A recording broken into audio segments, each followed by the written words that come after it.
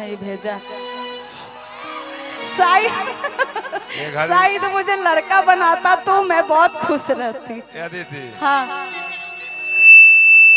अब बोलिए आप कुछ बोलिए। सब सामान जब चाहूँ तब बन जाऊँ। चलो कल बाकी मैं शायरी बोलती हूँ। रानी जी आप मुझे कस के पकड़िए तो। अय हाय कैमरा वाले भैया से डर लगता है मुझे। एक बार कस के पकड़िए कि लड़की ही लड़की को गले लगाए ये अच्छा सलीका है। कि लड़की ही लड़की को गले लगाए ये अच्छा सलीका है। और रानी जी जनरेशन कम करने का यही अच्छा तरीका है। मोदी जी कहते हैं कि जनरेशन कम करो। ऐसे भी अभी 25% ऐसा हो गया है, लड़की लड़की ही शादी करने लगी है। आने वाले कलयुग में 50% होने वाला है, टेंशन मत लीजिए। बाकी कल लड़कों का क्या होगा मुझे पता ही नहीं है। कौन फायदा नहीं है। बाकी कहना है प्राकृतिक से दूर हो जाओगी तो कोई फायदा नहीं है। हो बाकी का हम लोग मस्ती मजाक बहुत किए हैं, आप लोग के लिए करते हैं इतना। ठीक है मजा आया ना बोलकर। बाकी का टेंशन मत लीजिएगा और दिल पर मत लीजिएगा। बाकी का मुझे डर लगता है तो इन लोग से लगता है। देखिए कितना सारा आँख लगा हुआ है, पता नहीं लोग क्या क्या डालेंगे नहीं डालेंगे मुझे पता नहीं है। बाकी अच्छा बात काट काट के डालिएगा। सवेरे डाल दिया लोग लड़की से शादी कर लिए। आने वाला दिन में पता नहीं पता चलेगा। मैंने हाँ ठीक है तो मैं शादी करूंगी ना तो काजल जी को खोज कर करूंगी। मुझे कोई नहीं पसंद है। काजल जी इधर है भाई। काजल जी पैसे से एंगेजमेंट साइज इनका बेसी हो जाता है इसलिए काजल जी बिना मेकअप और विदाउट मेकअप चाहे मेकअप में बहुत सुंदर दिखती है। मैं आपका इंस्टा जब खोलती हूँ ना हर वीडियो देख जाती हूँ। मेरे में एक कमी है, 2 घंटा दिन भर में इंस्टा और फेसबुक खोलने का मेरा आदत है। उतना देर में इतना छान मारती हूँ ना कि किसका आईडी पर क्या है मैं देख चुकती हूँ कि क्या है नहीं है। तो इसीलिए मैं आपके लिए बड़ाई करूँ क्या कि तू ही हमर गीत के रबानी हो।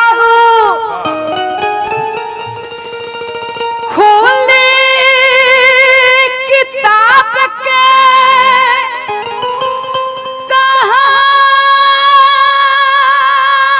कहानी हो।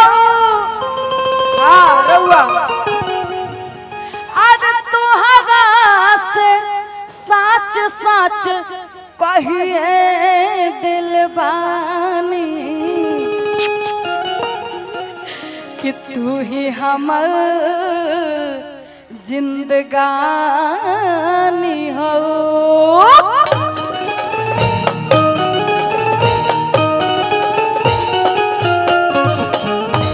बाकी बहुत प्यारा सा गाना हमारे बबीता सागर जी गाती हैं। मैं कितना भी गा दूं वो गाना के जब ये गाएंगी तभी मजा आने वाला है। तो एक बार बबीता दीदी के लिए ताली बजाइए। थैंक यू बबीता दीदी। बाकी का आपके सुपरस्टार हैं हमारे गोलू राजा जी, बबीता दीदी, हमारे रघु राजा जी। मैं तो छोटे मोटे इंसान हूँ। बाकी कहना है बाकी रानी जी के लिए मैं बड़ाई करूँ क्या काजल जी। कभी कभी इंसान को ना 2 मेहरारू होता है, किस्मत वाले को होता है, बाकी का नहीं। बाकी मैं आपको दिल से मानती हूँ। तीनों को हो सकता है इसलिए कि तुहर लीला के बिंदिया बड़ा चमकाता। कवन सेंट लगावेलु रानी देह गमकाता। कि मन करे धाली ही तुहरा के कोरा में आहाई लइका के सोझा में। बाकी का मेरे लिए आप ही हीरोइन काफी, इन लोग के लिए मत बनिएगा। हम दोनों आदमी काफी हैं। एक हाइट है, एक जोड़ी है, एक कलर है ना। सही बात है ना। बाकी रानी जी आप मेरी मेहरारू बन जाइए। मान लीजिए कि लव यू इसलिए कि मैं नया नया गावना करा के लाई हूँ और इस ठंडा के महीना दिन में क्योंकि मेहरारू अगर छोड़ के नैहर चल जाए तो अच्छा लागे, अच्छा लागे। एक बार हाँ कर चाहे ना कर, हाँ कर लागी, अच्छा लागी। बाकी कहे के बाद दूसरी बार ना, हाँ तीसरी बार कि बम्बे बंगाल सैया आज सब दिन रही हो, आ करी हनो करिया बहारवा में। ये बात हम ना रानी जी और काजल जी और तन्या जी कह रहे हैं कि बम्बे बंगाल सैया आज सब दिन रही हो, आरे करी हनो करिया बहारवा में। ए राजन भैया कि मेहर के रोजे, मेहर के रोजे, मेहर के रोजे रजाई गरम कर आ जाई है घर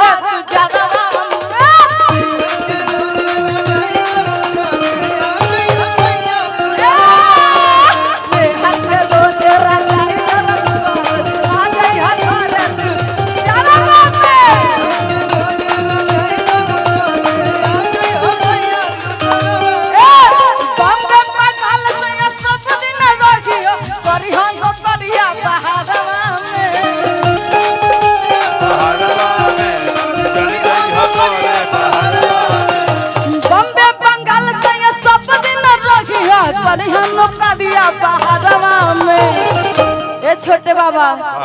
सच पूछे तो आज मन बहुत खुश है। हम चल जाएगा कि मेहर के रोजे एक काजल जी, मेहर के रोजे रजाई गरम कर आ जाई है।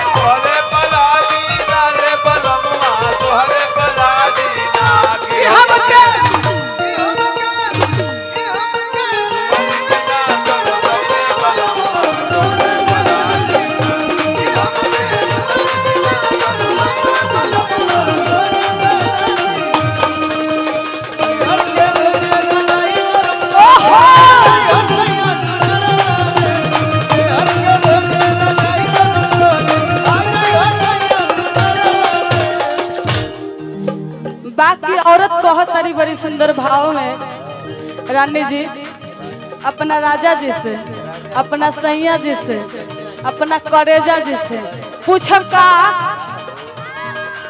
सुनीला छपरा सिवान के लोग मर्द शेर होला। एक बार हल्ला करके दिखाओ।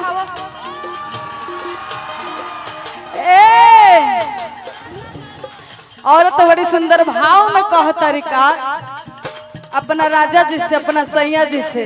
और कैसे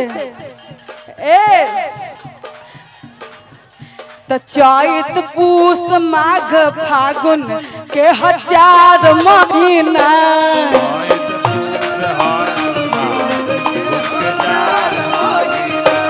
छोड़ के जखमी जितेंद्र जीता जाई है कहीं ना।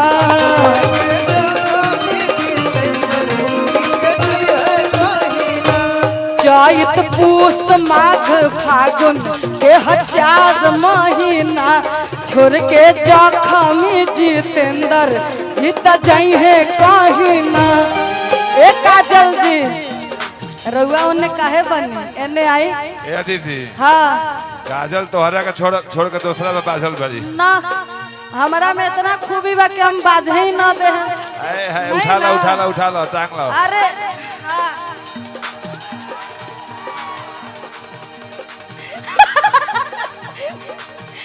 चैत पूस माघ फागुन के 1000 महीना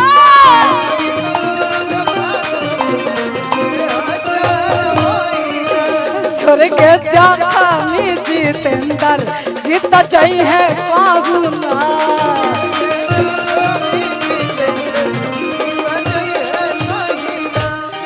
बाकी काजल जैसे जैसन मेहरारू अगर हमरा मिले तो सच में छोटे बाबा हम कहीं ना जाए। काजल के पहले क्या काजल से धोए के पहले तब 6 महीना तो हम कहीं निकले ना।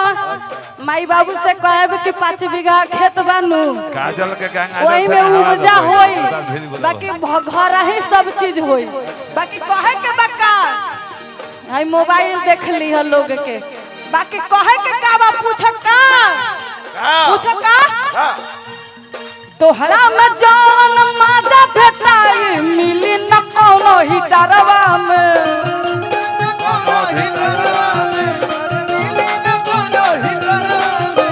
तोहरा में जौन माजा भेटाई मिली न कोनो ही डरवा में।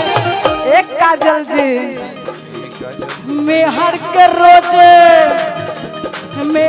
रोज रजाई गरम कर आ जाई है भारत चढ़वा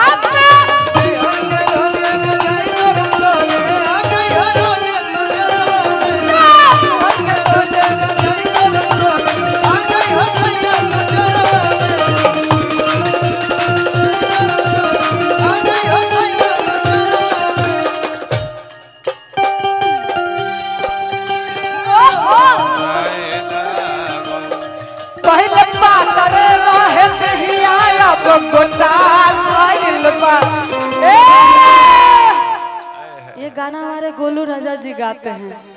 बहुत प्यारा सा लाइन है, बल्कि रानी जी के लिए कहना चाहेंगे कि पहले पातर रहे दहिया अब गोटा खइल बा।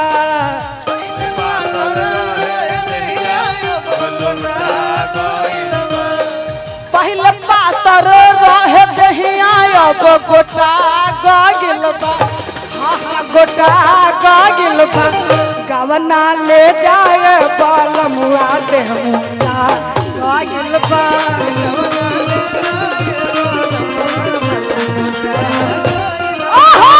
गवना ले जाए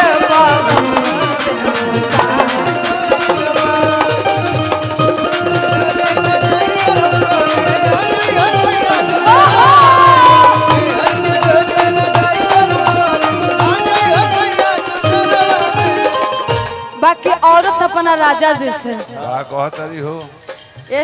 तन्या जी और काजल जी बुरा नहीं मानेंगे, काजल जी और रानी जी बुरा नहीं मानेंगे। सॉरी तन्या जी इधर आइए। बुरा मान के क्या करी लोग? हाँ नहीं होता है ना, वो हमारी बहुत दिल के करीब है। हाँ 6 महीना आप घर से कहीं नहीं जाइएगा। नहीं जाएंगे। 6 महीने के बाद छोटे बाबा को सौंप दीजिएगा उसके बाद।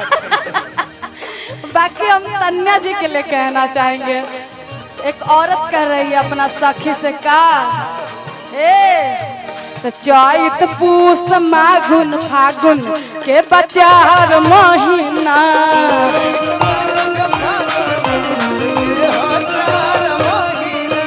छोड़ के जखमी जितेंद्र जीत जाई है कहीं ना।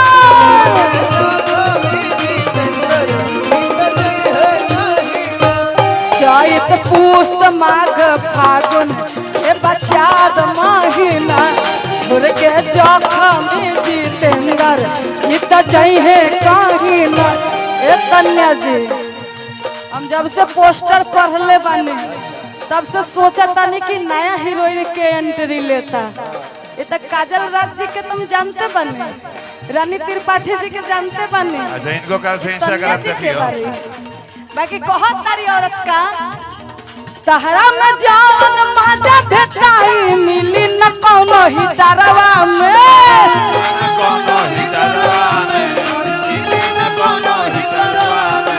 तोरा में जावन माजा भेटाई मिली न कोनो ही दरवा में। ए रानी जी लव यू। तहरा में जावन माजा भेटाई मिली न कोनो ही दरवा में।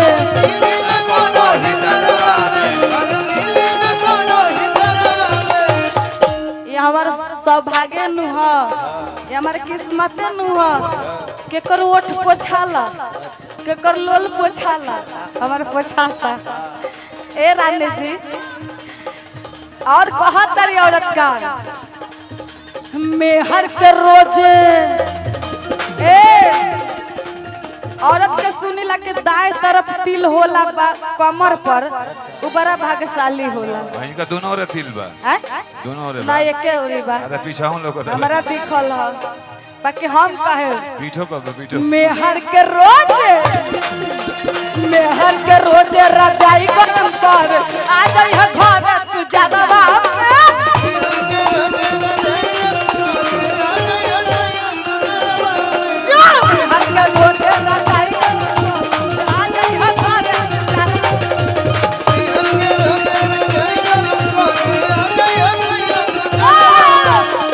रजाई गरम करे आ जाई है घर में हर के रोज रजाई गरम करे आ जाई है घर तू जरवा में हर के रोज रजाई गरम करे आ जाई है घर में हर के रोज रजाई गरम करे आ जाई है घर यो हर के रोज रजाई गरम करे आ जाई है घर